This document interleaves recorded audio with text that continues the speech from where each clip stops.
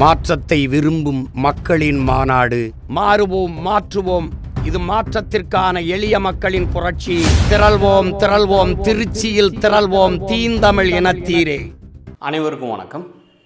எப்படி நல்ல காதல் கள்ள காதல்னு ஒன்று இல்லையோ, எப்படி நல்ல நண்பன் கெட்ட நண்பன் ஒன்று இல்லையோ, அதே போல தாங்க தமிழ் தேசத்தில் நல்ல தமிழ் தேசியம் போலி தமிழ் தேசியம்னு ஒன்று கிடையவே கிடையாது. அதை பண்ணுறேன்னு சொல்லி பல ஆண்டுகளாக எல்லோரும் ஏமாற்றிக்கிட்டு இருந்த சில பேர் வேணுன்னா போலியர்களாக இருக்கலாம். ஆனால் தமிழ் தேசியம் போலி கிடையாதுங்க. அதை தான் நம்ம இன்றைக்கி பார்க்க போகிறோம். என்னென்னு பார்த்தீங்கன்னா, அண்ணன் திருமாவளவன் அவர்கள் அண்ணன் தான். இன்றைக்கி எனக்கு அண்ணன் தான், நாளைக்கும் எனக்கு அண்ணன் தான். நான் இறந்தாலும் எனக்கு அண்ணன் தான் திருமாவளவன். ஆனால் வந்த அண்ணன் முக்கியமாக என் சொந்த அண்ணன் முக்கியமாக அப்படின்னு பார்த்தா என் சொந்த அண்ணன் சீமான். என் அண்ணன் திருமாவளவன் யாருக்கு அடையாளம்னு பார்த்தா என் தம்பிகளுக்கு, என் அண்ணன்களுக்கு ஒரு மிகப்பெரிய ஒரு குறியீடு, ஒரு அடையாளம்.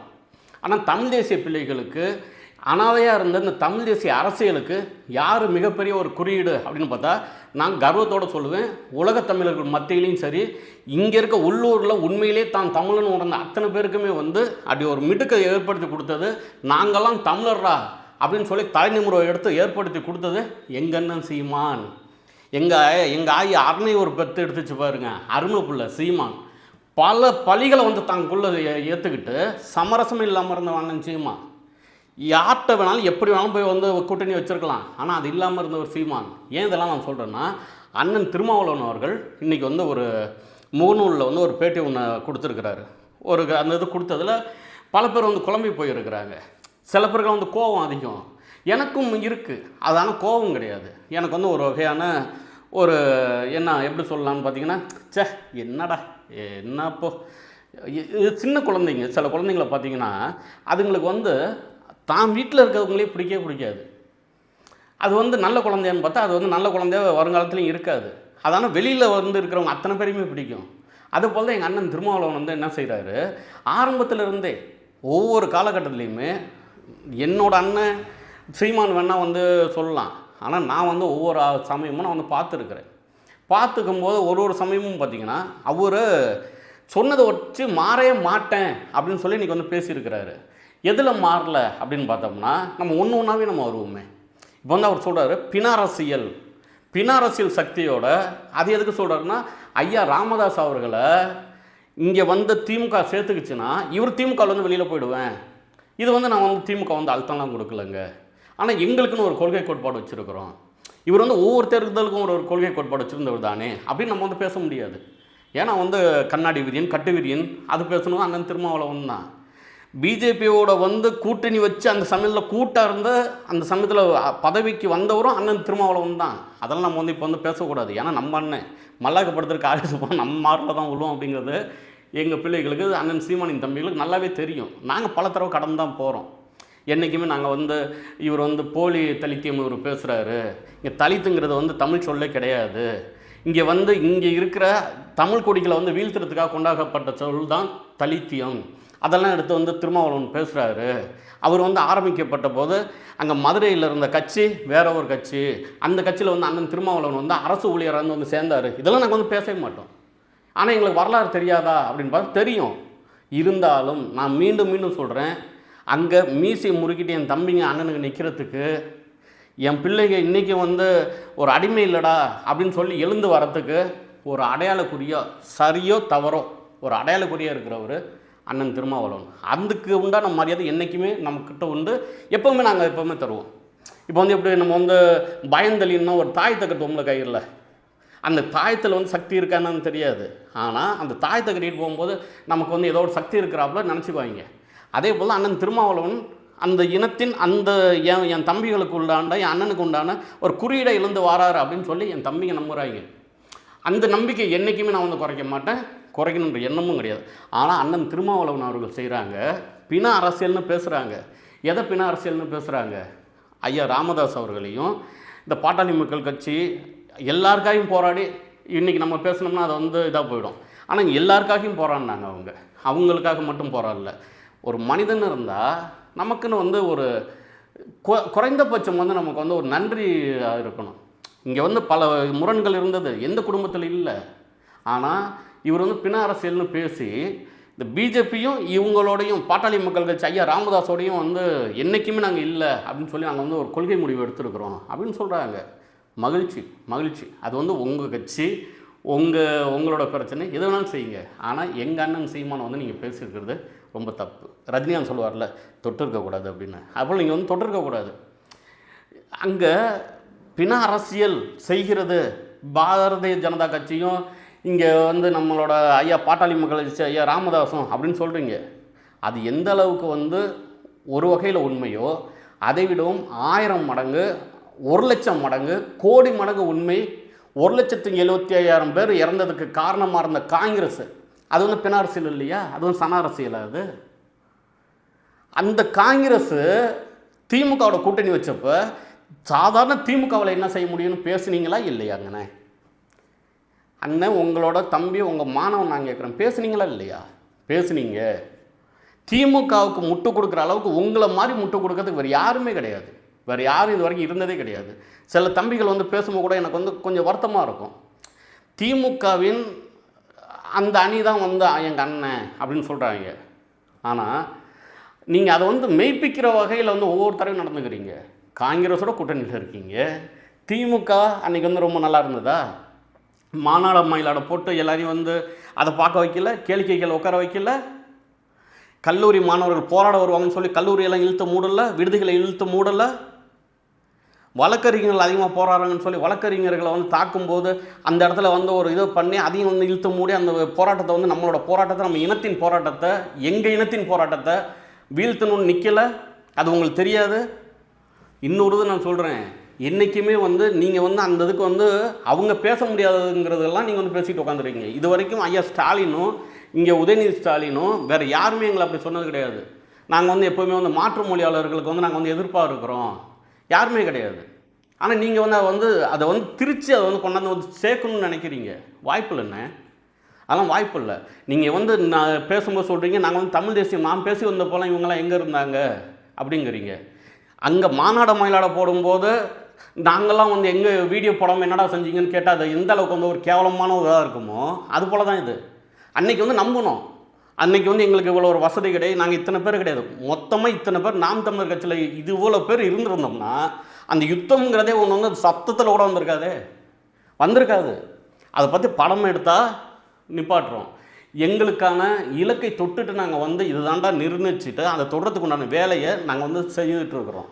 என்றைக்கும் யார்கிட்டையும் நம்ம உறவுகள்கிட்ட நாங்கள் என்றைக்குமே வந்து நம்ம வந்து முரண்பட்டு போகிறது கிடையாது. அவங்கள வந்து நம்ம வந்து பகையை நினைக்கிறதே கிடையாது. நானும் சரி, எங்கள் அண்ணன்கள் சரி, எங்கள் சீமானும் சரி, எங்கள் நாம் தமிழ் கட்சி பிள்ளைகளும் சரி, உலகத் தமிழர்களில் இருக்கிற அத்தனை பேருமே இன்றைக்கி வந்து ஏன் வந்து உங்கள் பின்னாடி வராமல் என் அண்ணன் சீமான் பின்னாடி வரான் சொல்லுங்கள், யாராவது ஒருத்தவங்க சொல்லுங்கள் பார்ப்போம்.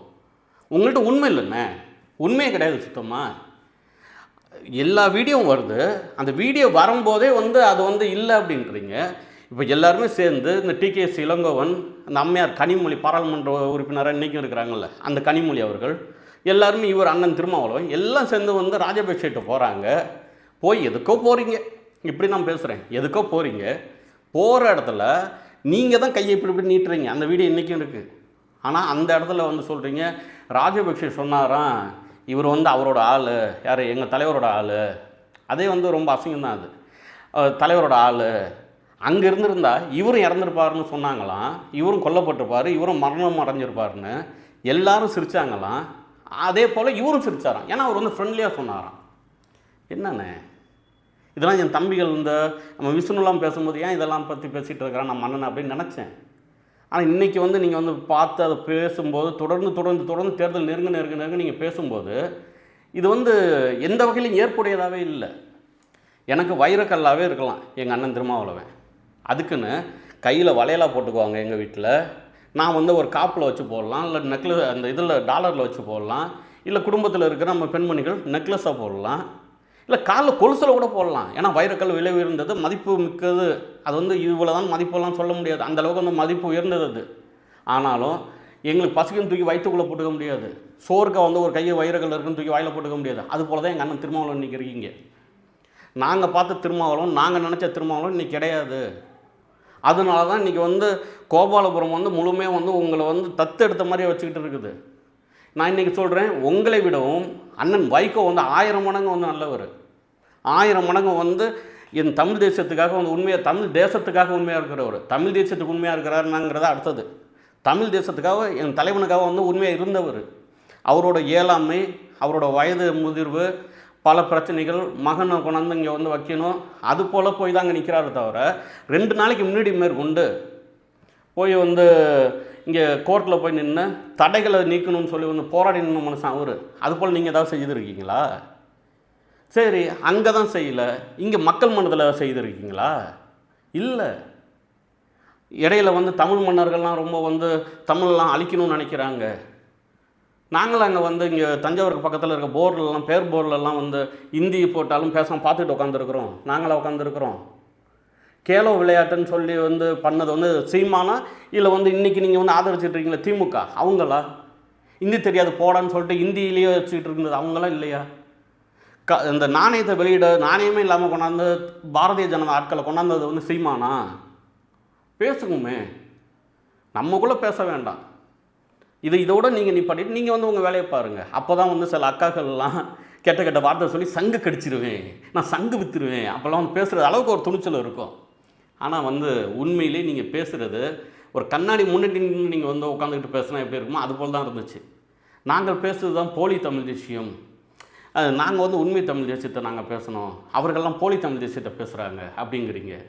உங்களை நாங்கள் வந்து போட்டியாகவே நினைக்கல. ஆனால் பொருட்படுத்தாமையும் நாங்கள் வந்து கடந்தும் போயிட முடியாது. நீங்கள் பேசுகிற அத்தனையும் கேட்டுக்கிட்டு நாங்கள் வந்து காதில் வாங்கிக்கிட்டு அப்படியே எதுவுமே வாங்காத மாதிரிலாம் போயிட்டுருக்க அளவுக்கு வந்து சொரணை கட்டு போன இனம் இது கிடையாது. எந்த மொழியாளர்களை நாங்கள் வந்து எதிர்ப்பாக நாங்கள் வந்து வச்சுருக்கிறோம். நாம் தமிழர் கட்சியில் எந்த மொழி ஆட்களுக்கு நாங்கள் வந்து செய்யலை. எந்த உயிரில் உள்ள ஒவ்வொருத்தவங்களும் நாங்கள் செஞ்சுருக்குறோங்க. நீங்கள் 3ஆம் பாலினத்தவர்னு சொல்லி நீங்கள் வெளியில் உட்கார வச்சுருந்தவங்களை எங்கள் அக்கா தங்கச்சின்னு நாங்கள் கொண்டாந்து வச்சுருக்கிறோம். இதை வந்து சொல்லி காட்டுறதுக்காக நான் சொல்லலை. ஆனால் இதை வந்து இதுக்கு முன்னாடி செய்திருக்கீங்களா? எல்லாத்துக்குமே முன்னோடி அண்ணன் சீமான்.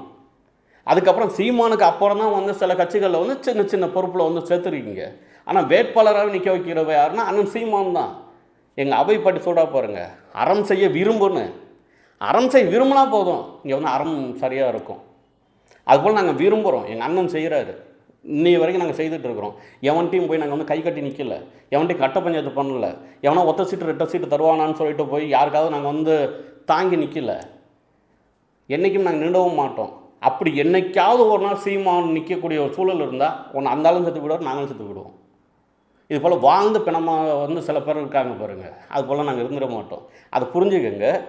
நீங்கள் எப்போதுமே வந்து இங்கே தமிழ் குடிகளில் நம்மளோட தமிழர்கள் இருந்தால் வந்து உங்களுக்கு பிடிக்க மாட்டேங்குது.